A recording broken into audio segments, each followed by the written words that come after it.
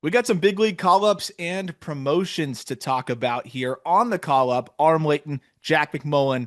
I feel like we've talked a little bit about these guys on the Just Baseball show, and we haven't given them their shine yet on the Prospect show. So very excited to talk about Payton Tolle's debut, break that down in a little bit more detail. Jonah Tong's debut, which you were in the building for. It was not the pitcher's duel that I think we expected between Yuri Perez and Jonah Tong, but Tong delivered on his end of things, and then a lot of September call-ups to get into as well that we are excited about.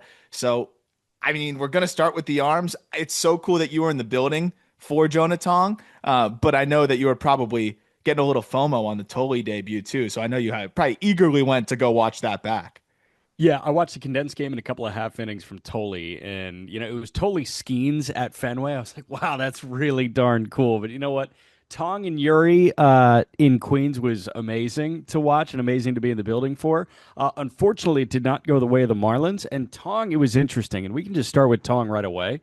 Um, for me, like the thing that took me aback about Friday's game in New York and Jonah Tong's major league debut was just how invested the Met fan base was into Jonah Tong. There are a whole bunch of factors that play into that. I think Tong's personality is probably the biggest one. He's this baby face. Are you sure he's 22 years old? He looks 15 years old. He smiles. He has fun like all the time. They showed him on the jumbotron when they were announcing starting lineups. Warming up in the right field bullpen. Jonah Tong. Crowd goes crazy. Tong stops his warm up, looks up at the jumbotron, and says, "Wow, this is cool." Like that kind of thing is really cool for a fan base to latch onto. Mets also need it bad. I mean, every single one of their veteran starting pitchers is really hitting the skids right now. So they're relying on Nolan McLean, who turns out to be Nolan Ryan, and Jonah Tong. And I thought Tong was good. It was 5 innings, a 1-run ball, three unearned runs, so 4 runs in total. Yeah. Um, I didn't walk anyone. Didn't he punch out six? I don't have the line in front of me, but Yeah, struck out overall, it was six. like a pretty encouraging Tong start. I think very much so because look, there was a lot of poise there for a babyface 22-year-old. The defense, and I understand that I talked about this on the JB show, but like I understand that they were up a lot of runs, and I don't know what the exact score was at that point in like the fifth, but it was enough to where you're not really looking behind you, but still you're making your first big league start. You really want to get that first win too. And in that fifth inning, the Mets were booting it and booting it and booting it behind them. And when Francisco Lindor drops a little just flip to him, I think at that point you could be like, man, I'd start to unravel a little bit too. When one of the best defenders in the sport isn't defending, and then you have Pete Alonso lay a ball at first base, and he locks back in. And yes, it was a generous call at the knees, but he locks back in and he executes and he gets himself out of the jam. The one thing that I thought was interesting, and I think part of it was probably the Marlins prep, where the Marlins were just geared up for high fastball. You mentioned the six strikeouts. Four of them were looking. He didn't get a lot of whiff in general in this outing. It was, I think, just a few whiffs, maybe six, and Yeah. only one in the zone. That's something that Jonah Tong has dominated with in the minor leagues. So I think there's two ways to look at it. One, the way that he locates this fastball and how deceptive it is, he can just get you looking so frequently. Right. But two, is this a guy that, as lineups really game plan for the elevated fastball, there's going to be more importance placed on executing that changeup and the curveball, which I actually thought he did a pretty good job of mixing in that curveball just enough, but more Yeah. than he does, honestly, in the minor league starts that he's done so far this year. And I thought, when he went to the changeup, it was very effective as well. So I think overall it was encouraging the fact that he wasn't dominating within the zone and still was very effective. I want to know what he looks like when he may not have good feel of his changeup. And it did seem like the changeup feel on that, Vulcan change, like obviously it dances like crazy and there's velocity separation there. By characteristics, it is a very good pitch. I wonder about execution, and the guy with the Vulcan change that we've been talking about for a little bit is Joey Cantillo in Cleveland. Cantillo can be a bit of a sprayer there, and the changeup can get away from him at points from a location perspective. I wonder what Tong is going to look like against a good lineup if he doesn't have his changeup from a location perspective. Yeah. If he's got the fastball and changeup from a command lens, I feel really good about Jonah Tong. Yeah. Like that two pitch mix can guide him through really any big league lineup in Major League Baseball. But I just wonder, okay, if you're spraying the changeup a little bit or you're spiking the changeup and you have no idea where it's going, can you survive with just the fastball? The answer was obviously a resounding yes in the minor leagues. But if he sees Kyle Schwarber and Bryce Harper and Trey Turner, is the answer yes?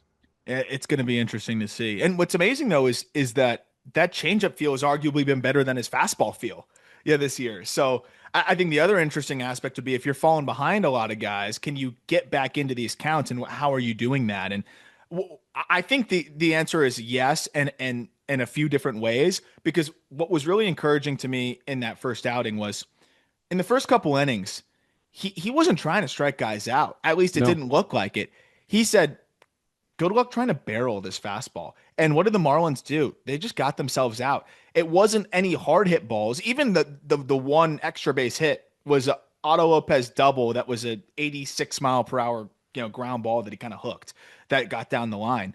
But that's what I felt like should give Jonah Tong a ton of confidence is even if I'm not punching guys, if it's a 2-0 count and you're going to cheat to this fastball, if I put it in a decent spot, I know that you're going to end up hitting it off the hands or off the end, and I'm going to get you to fly out.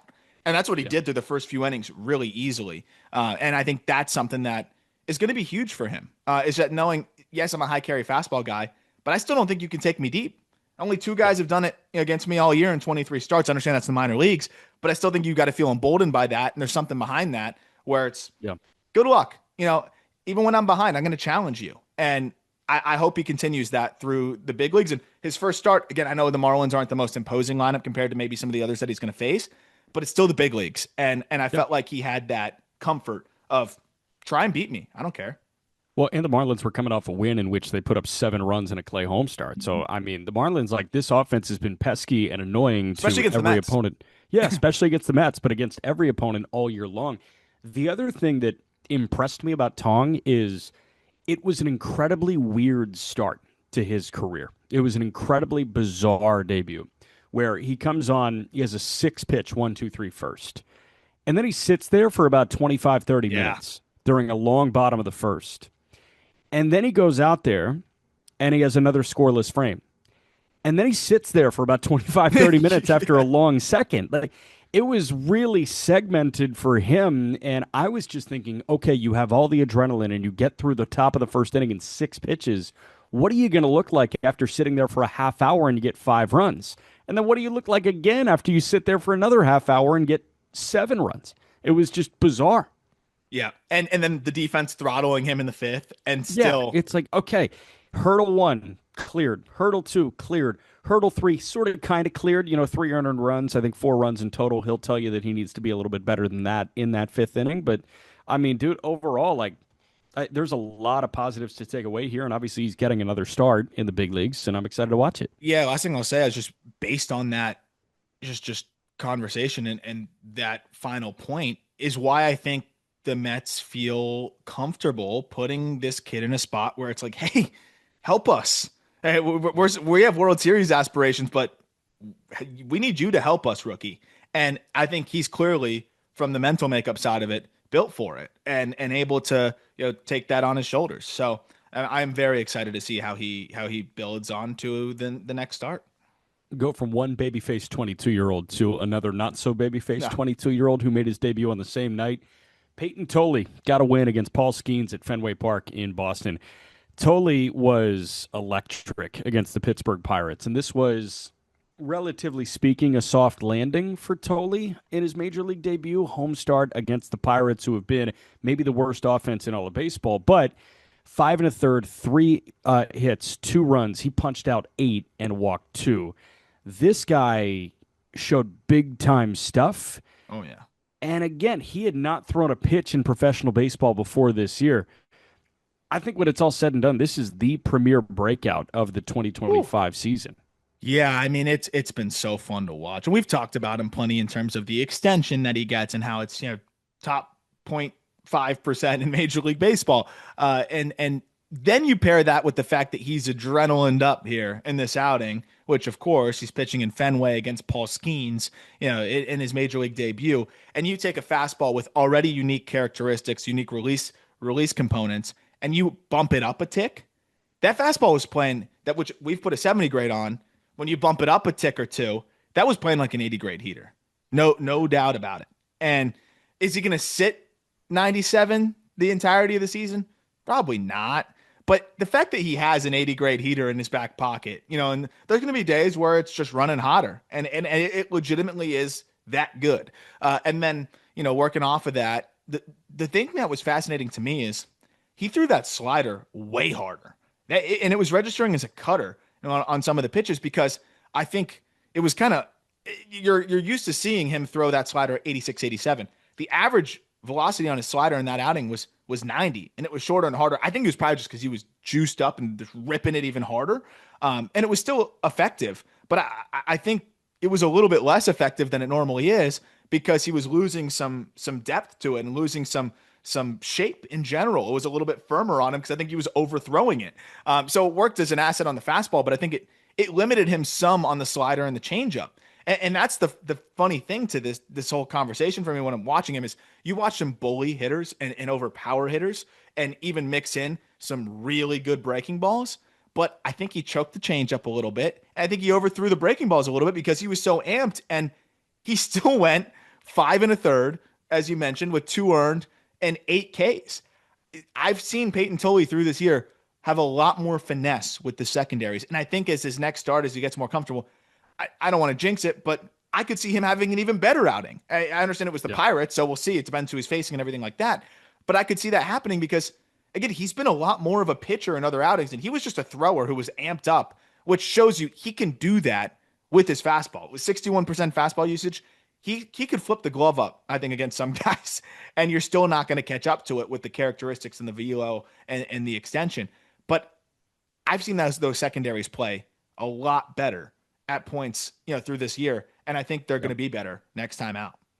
Time will tell because he's got a month to get a handful of more starts under his belt before you get into postseason play. But you start to take a peek at what the Boston Red Sox could roll out there in terms of a postseason rotation. Obviously, Crochet is headlining it. Bayo has thrown to the point where he should be the 2 in that rotation in the postseason. Giolito has thrown to the point where he should be the 3. And the question is, do you have short leashes for those guys and cycle back and go 3-man rotation? Or is Tolle qualified at that point and able to be a starting pitcher for the Boston Red Sox in the postseason? He's already a hell of a lot better than Dustin May is. I'll tell you that. Yeah. Dustin May, this is a brutal watch right now. But for me, I watched that debut. I watched what he did in AAA, and I say, this guy can absolutely start a postseason game. Yeah, I agree. And if they don't want him to start it, he's a weapon. I don't know if you want to piggyback, if you want to open him with a shorter leash. I don't know. But the reason why I think he should and can, in that debut, by the way, too, and I understand it's the Pirates, they went all righty lineup because they have some switch hitters too, but it was all righties against him. There was a one lefty in that lineup, and he was unfazed, even with still just going fastball heavy. So I feel like this is a guy that has everything you need to be able to get outs, in the postseason, especially with the way that fastball plays. And I think he's going to earn that opportunity. This is the kind of pitcher that I just think makes that leap to the big leagues a lot more easily than most others because of the ability to generate whiff within the zone and just the fact that he's unique. It's a very unique arm angle paired with the elite extension. Yeah. All right, let's jump to a couple of September call-ups here. We just talked about them on the Just Baseball show, but I do want to kind of do the tool breakdown of these guys as they make their way to the show. We'll start with Sal Stewart of the Cincinnati Reds. And Sal got up. He was already electric in a walk-off win on Labor Day for the Reds over the Toronto Blue Jays. I saw a video of him staying back at the ballpark and signing for literally every fan before he left. He is, and I called him an energy guy on the Just Baseball show. He is somebody that brings this infectious, youthful energy to a clubhouse, and this was an infusion. I don't know if the Reds needed it, but it's certainly a net positive. Oh, by the way, he was swinging as well as anybody at the AAA level before this call-up. Oh, my gosh, yeah. I mean, what was it, 1,100 OPS? I think it was close to an 1,100. It was closer to 1,100 than 1,000. And this is a unique player, too, because he's pretty aggressive, but the swing decisions are still really good. It's like this controlled aggression where he's going to attack within the zone. But as he gets deeper into counts, he's going to recognize spin and spit on it. And he's done a really good job of, I think, demolishing hangers and laying off of those breaking balls that start somewhere where he feels like they're just gonna, jump off the plate a little bit. And that's why I think he's gonna make a smooth transition into the big leagues. And you also take the fact that he's riding a hot streak where he's been one of the most productive hitters in minor league baseball into this opportunity at the big league level with a team that, I think he can just kind of slide into that lineup. And you start to look at what they've been getting or not getting from some of those premium positions. He doesn't even need to go crazy to I think, be an asset to them offensively. But you put a player like him where everything he hits is hard. And I think the one area where you could say, oh, Sal Stewart could be a little bit better is elevating the ball. And I think a big reason why he's gone crazy over these last 50 games or so is because he is elevating the ball more than ever. It's a 34% ground ball rate over his last 50 games compared to a 47% ground ball rate the 70 games prior. That's going to bode really well for a guy that has a hard hit rate north of 50% and an EV 90 of 107 miles per hour. I mean, that's plus raw power basically for Sal Stewart. So the big thing for him was, can he get the ball in the air more consistently? Now he's doing that and he's reaping the rewards. And then you're going to drop him in Great American Ballpark, where Right. when he's hitting hard line drives and now fly balls to all fields, and you put him in that ballpark, he's going to miss hit balls, I think, that get out in right center and right field. So I could see him, and we talked about in the JB show, I see him as a candidate to hit the ground running as well and be a hot starter for them. I'm excited to see how he does. I know Tito made a comment about him not moving the runner Yeah. on a ground ball to second base. Um, I hear you, Tito. He's there to hit rockets. Yes. And I think that's a good thing for him to just And he focus will on hit hitting. rockets. He's also there to spell whoever needs to be spelled. And I do think that he's going to play consistently. I don't think it's going to be at a consistent place. You made the point. Ke'Bryan Hayes was their deadline acquisition. He was also effectively a free agent acquisition this offseason because you have Ke'Bryan Hayes in the midst of a long term deal that he signed with Pittsburgh. Uh, if Hayes needs a day off his feet or his back, I know he's had back issues. Sal can play third base. If Steer needs a day off, hell, maybe if you view Sal as an upgrade over Spencer Steer in some matchups, he can play first base. If McLean needs a day off, or if Ellie needs a day off and McLean moves to short, Sal can play second base. There's a whole bunch of things that Sal Stewart can do for them. And this is like a really good Swiss Army knife to have in the fold for Tito, albeit probably not in situational baseball moments where he's got to get a bunt down or hit a ground ball to the right side, whatever it may be. Yeah, exactly. And Andujar's been banged up, so they can rotate him into that DH spot a little bit more as Yeah. well. So I think that's an area, and they've seemed to kind of rotate that DH role. I even look at Gavin Lux, and I know he's been playing left field and a little bit of second base.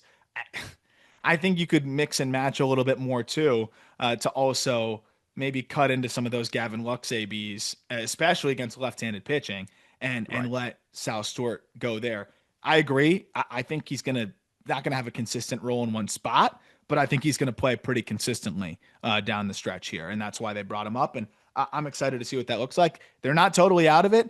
The Nope. schedule gives them an opportunity to get back into this thing, and I think that's why they brought Sal up, hoping that he can, just kind of push this offense forward a little bit. Because you look at the offense they're getting from Steer is very disappointing. From Gavin Lux, even I think to a degree, is kind of just meh. And I think you look at a guy like Sal Stewart, and he can give you a lot more than maybe what those guys have been giving you. Yeah. Three catchers we got to talk about. First one that we want to talk about is Carter Jensen of the Kansas City Royals. And Jensen, he was swinging the bat like a madman in AAA with Omaha. 43 games. He had 14 homers. This guy in all had 26 extra base hits in 43 ball games, drove in 39, hitting 288 with a 400 on base and a 1051 OPS. He just turned 22 2 months ago. Third round pick in 2021 out of high school. Not only did he leapfrog Blake Mitchell this year, he leapfrogged 90% of catchers in minor league baseball. I mean, he went from back end top 100 to outside the top 100 to top 40 prospect in the game. You currently have him at 35 right now on just baseball's top 100. Yeah, I mean, the defense is the question at this point, and I think it's gotten to a point where you can see him look like I think, an average defender there. And if that's the case, the offense that they're getting from him, and that's why they brought him up most importantly is the offense. is just so Right. exciting, especially against right-handed pitching. But yeah, this guy got better and better and better as the year progressed. I talked about it on the JB show as some of the best raw power, in the minor leagues, at least the most underrated. His last 40 games, he has a hard hit rate of 60%. I mean, that's outrageous for a It's 22-year-old, crazy. just turned 22-year-old in AAA.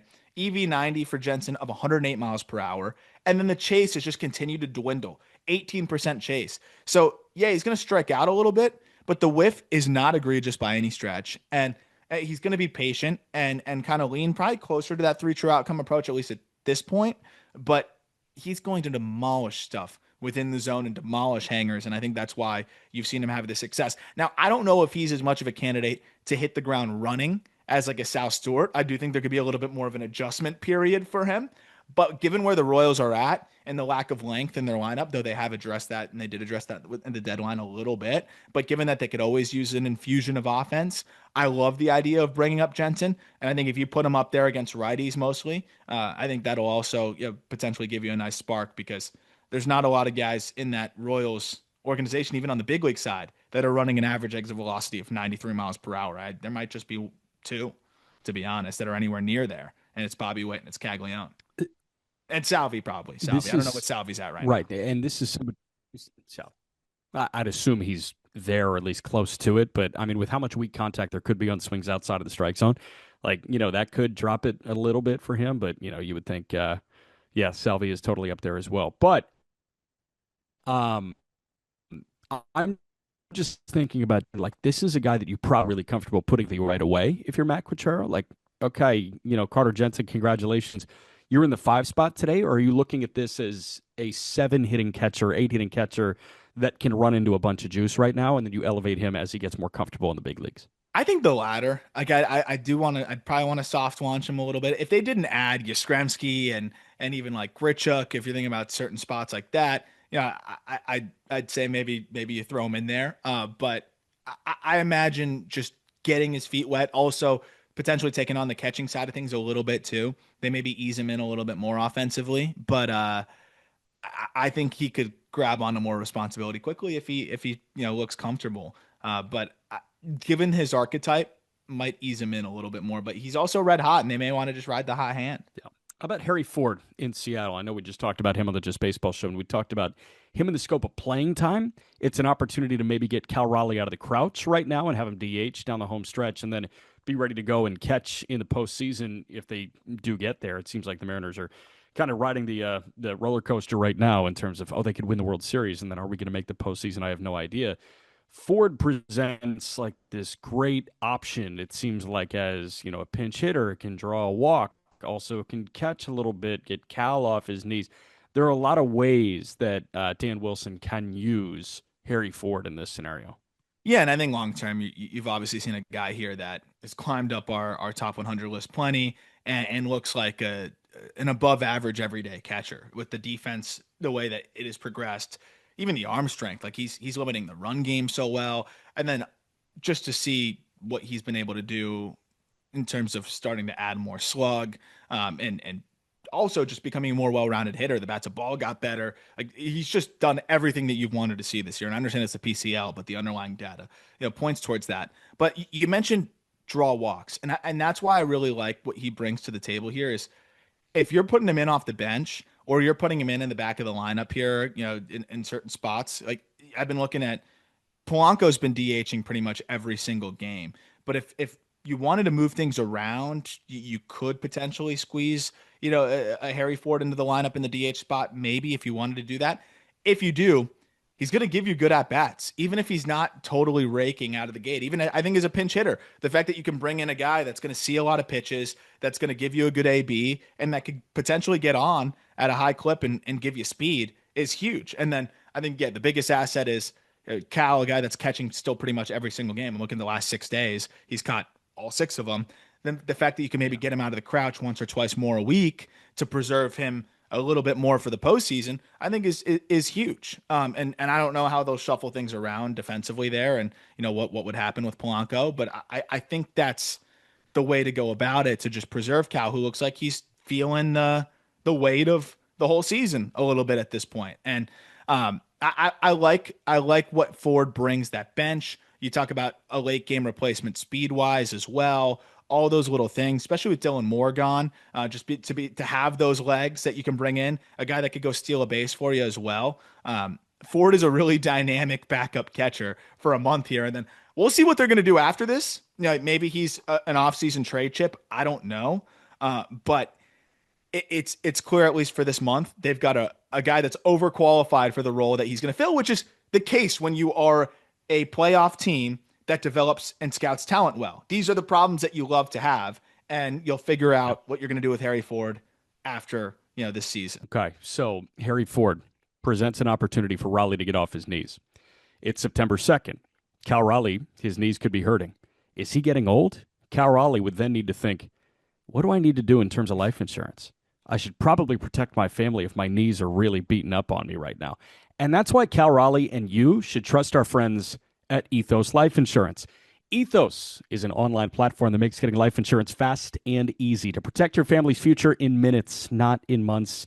There's no complicated process. It's 100% online. There's no medical exam required. You just answer a few health questions, get a quote in as little as 10 minutes. You can get same-day coverage without ever leaving your house. Life insurance is more affordable than you think. With Ethos, you can get a free quote and customize a rate that fits your budget. You can get up to $3 million in coverage. Some policies as low as $2 a day, billed monthly. Protect your family with life insurance from Ethos. Get your free quote at ethos.com/justbaseball. That's Ethos, ethos.com/justbaseball. Speaking of knee issues, let's keep on moving with the catchers. Third and final catcher I want to talk about here is Jimmy Crooks with the St. Louis Cardinals. Crooks is a guy that has made his way from junior college to the big leagues, and this is a deserved opportunity for Crooks with a team that is trying to figure out the future of their catching position. Jimmy Crooks this year, 98 games with AAA Memphis, hit .274 with 14 homers and a .780 OPS. In his first 2 games in the big leagues, 1 for 4, did punch out twice, but has already belted his first major league homer. Crooks is an interesting one to me because he is the well-rounded option as it stands right now for the Cardinal catching group. And who's going to catch for St. Louis down the line? The answer was Wilson Contreras, who they paid $80 million to. Wilson had his glove ceremoniously taken away by Yadier Molina, and now he's our everyday first baseman. That effectively cleared up space for Ivan Herrera, who is now trying to play left field sometimes. They do not want Herrera catching. Yeah. Pedro Pages is their catcher, and Joel Pozo is his backup right now. These guys cannot hit. They love the way that Pages handles a staff, but these guys can't do it. They might have their guy in Crooks. They might have their guy a little bit further behind in Leo Bernal, but it does seem like Crooks is the answer in the short term and maybe the long-ish term right now if Bernal doesn't entirely pan out. I love their situation because it is funny. Like, so Herrera can be that Ben Rice. Now Ben Rice is catching again, so I don't know. They don't want Herrera catching. No, you don't. But he's like your worst case scenario. You have a third catcher emergency that can get down back there. But I love Pages as a backup catcher. I agree. Like the way he handles his staff defensively, he's really good. The way he goes about his business, I know the Cardinals love him. Jimmy Crooks is also a really good defender. He's gotten himself to just a point where I think you can really see the defensive value there. But there's more offensive upside here from Crooks. Now, he didn't quite have the year offensively that I thought he would have. There was a bit of an adjustment to AAA, but he was still slightly above average. It was a 103 WRC plus. He hit 14 homers in 98 games. But what I look at is he has just been amazing at limiting the run game. And that's something that he's been good at now for the last couple of years. So that paired with just improved receiving and the value it gives you there, I think he gives you potentially above average defense. And if it's close to average or eventually slightly above average offense, you feel really good about that guy, being your primary catcher flanked by Pedro Pages. I think that's what you roll with now. And then I agree. Like you have the contingency plan of Bernal, who could be similar. I think Bernal has a little bit more ground to cover defensively, but is very, very impressive offensively and still just 21 years old. Got him up to AA where he slowed down a little bit. And now you can, I think, slow a bit on the timeline and give him more time to just continue to progress. So I think next year you roll into the season with Crooks and Pages. as your two catchers. I think you try to give Crooks primary reps here because he has the opportunity. If he's a 110 WRC plus, which Pages, there's just no shot he's going to be that. Crooks has a chance to be that. He could be a 3-4 win catcher. And I know that's lofty, but if he's a 95 WRC plus, he's still a solid everyday backstop. So I think that's how you look at it. And I think that's what you can maybe look forward to here with Crooks. And even if you wanted to shelter him from lefties in some matchups, you could do that. He also is getting up to the big leagues now, swinging the bat really well, hitting over 300 in his last 30 games, OPS in the mid 800s. So yeah, I'm excited to see what he can do. Pedro Pages, by the way, 81 WRC plus, but he is a 1.5 win catcher at this point because he's so good defensively. Perfect backup. It's like a second division regular catcher, to be honest. 100%. So if you effectively relegate Pages to a 1B role and you have Crooks in a 1A role, that feels like a really good catching tandem.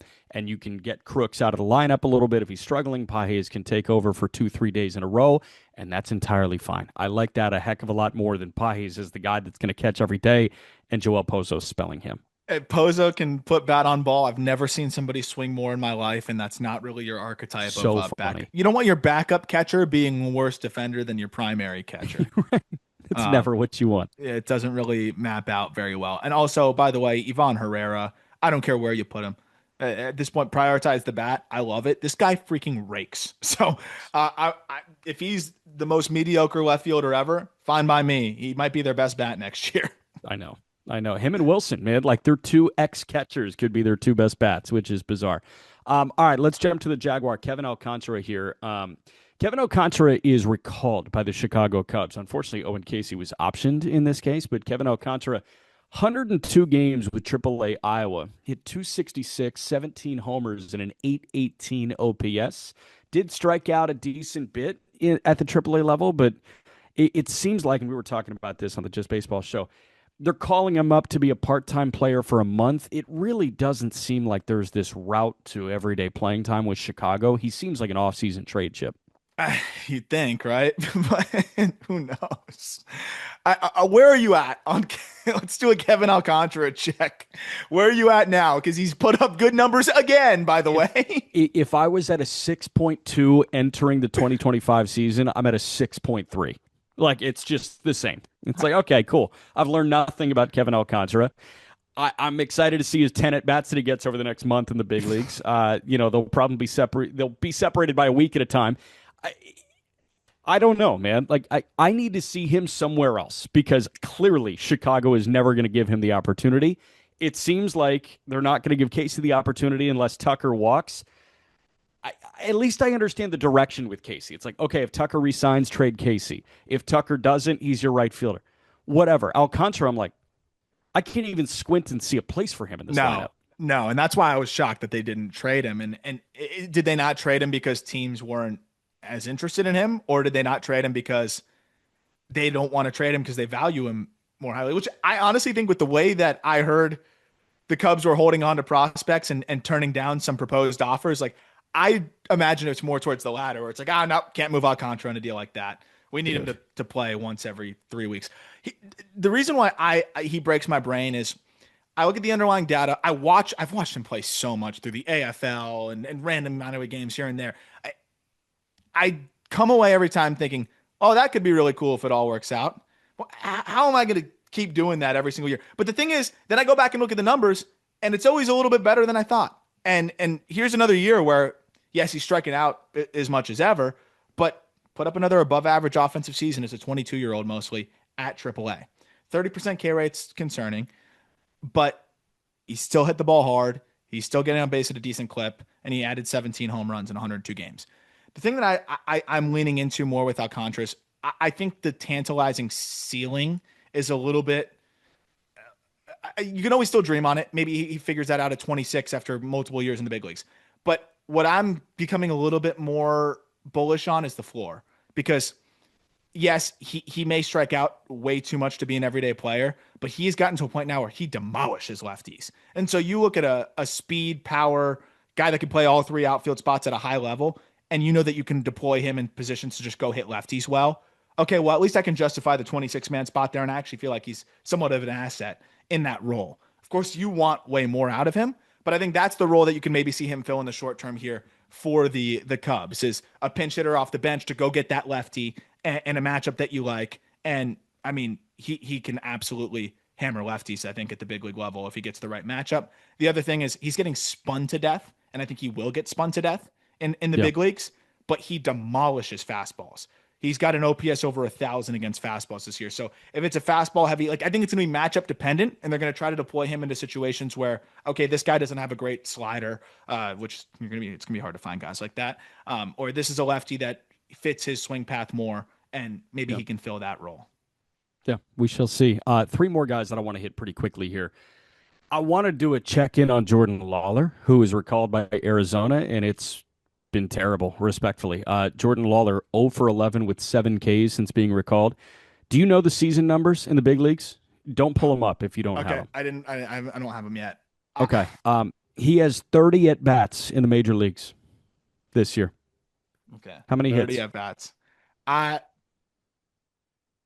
threw 4 hits, How many punch outs and 30 at bats? 30 at bats. How many plate appearances? 33. 13. Jordan Lawlar in 11 games is 0 for 30 with 16 Ks. So Jordan Lawlar in his major league career is 4 for 61 with 27 punchouts. He's slashing 066, 149, 066 with a 215 OPS. What happened here?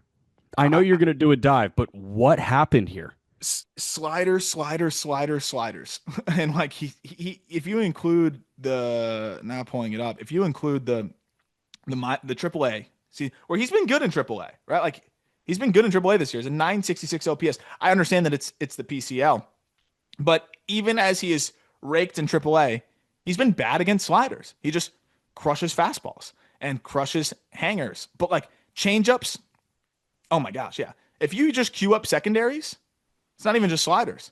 It's a 604 OPS against secondaries, and it's a 214 batting average. He's just only hitting fastballs.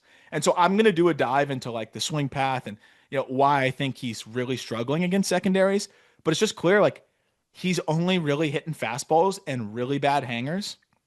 And that might work in the PCL, but you get to the big leagues and good luck. I mean, they're just going to spin you to death. He's only seeing four seamers 23% of the time. So they're just hitting him with everything else, and it's just not working. And I think there's a mental barrier for him now, too. And it's really tough because if you're the Diamondbacks, man, like there's no way you can even pencil him into. You hope that he can grab a role and make some adjustments this offseason, but you're not going into 2026 saying, oh, Lawlar is a guy that we think can fill this role for us. There's no way. What has he done? He doesn't have a hit this year. 0 for 30. 0 for 30 with 16 Ks. Man, I really hope something clicks in this offseason for him, but like do you keep rolling him out there? I don't know. That's terrifying. And I would be just so fascinated to know what they feel like is up. And like I'm rooting hard for this guy because 0 for 30 is like so tough to stomach. Well, and since he's come back up the last 3 games, 0 for 11, 7 Ks. Yeah. Right. Like I don't know. It's really hard to keep tabs on. But 2 minor league promotions we got to talk about to wrap here. I want to start with Thomas White, who could very well be the best left-handed pitching prospect in baseball. After 5 no-hit innings, Thomas White just got the bump to AAA. Sounds like he's starting this weekend in Charlotte, Thomas White, for the Jacksonville Jumbo Shrimp. I guess I'll ask you the yes or no question. Is this guy the best left-handed pitching prospect in minor league baseball? Yeah, I do think so. I mean, it's him or we talked about Kate Anderson, but I lean towards Thomas White because or Schultz, and you still lean Thomas White at this over. point. Yeah. And we'll see how the AAA ball affects Thomas White. I think sometimes these young pitchers, they get to AAA, the ball affects them a little bit. We don't think about that as much, and then we go look at the shiny toy in AA that's throwing with the easier ball to throw and succeeding with it. I was just talking to Hurston Waldrip, and that piece is on justbaseball.com about how different the balls are actually and how that whole process from him. And he said it's really night and day. But with White, I am fascinated to just see how that looks. The other thing I'm fascinated to follow is just how he handles the tighter strike zones in AAA and more disciplined hitters. Because if there's one area where you could say Thomas White needs to be a little bit better, it's the Command. command. The stuff ain't a question. We're talking about four pitches that can all be above average or better, three that I think are plus. So if he's anywhere near the zone, he's going to be great. But he's riding back-to-back four-walk outings from Double A, so we'll see how that looks in Triple with more disciplined hitters and a tighter zone. But stuff-wise, I don't think there's any left-hander matching up with him right now in the minor leagues. Wow. Okay, so White will get a first look at him, AAA, and with publicly available Statcast data, which is fun. Last guy we got to talk about, Enrique Bradfield Jr. He just got the bump up to AAA Norfolk. We've been talking about this. Like, we thought he was going to be ready when Mullins was shipped out at the deadline. Not the case. He is a step closer. What are you looking for from Bradfield for the final month of the season? One, health. I just both hammies being an issue is definitely concerning. And then two, just bat to ball. That's his MO, right? I mean, that's how he's going to make a living, is putting the ball in play and utilizing those legs. And since he's come back from injury and really since he got promoted to Double A, he's been productive. It's an 802 OPS, but it's a 24% strikeout rate. That's palatable, but there's not much room for error there because he's a guy that needs to be putting the ball in play all the time. So I think it's just seeing him get back to the bat to ball side of things and just see how low he can get that strikeout rate, because it is a little bit uncharacteristic to see it creep up that way, but it also did come after the layoff with the hammy issue, and maybe his timing's just a little bit thrown off. He's been playing with different mechanics and setups and stuff like that too. So I think it's also just seeing some consistency and seeing if he finds something that works for him. He's definitely an AFL candidate though. Cool. That's what we got, baby. All right. Well, hope you enjoyed it. We've got, I think, a heat sheet coming up in the next episode. And then finally speaking of Bradfield, Orioles top prospects as well later this week. So Yep. very much looking forward to breaking that down with you, because that is now one of the deepest systems in Major League Baseball. So very fun to kind of dive into that and where all these players stack up. Several of those first rounders making their professional debuts. So keep an eye out for that. If you somehow missed it, check out our interview with Ryan Waldschmidt. That was the last episode. That was so much fun. Diamondbacks prospect who's been awesome this year. Really thoughtful guy, and easy to understand how he has had success in pro ball when you listen to the way he breaks things down. Reminder to join our Discord. That link is in the episode description. We're talking prospects in there all the time, and cards, which cards we're picking up and, which cards I think are maybe a good grab heading into the final stretch here. As always, thank you for listening. Look forward to talking prospects with you tomorrow.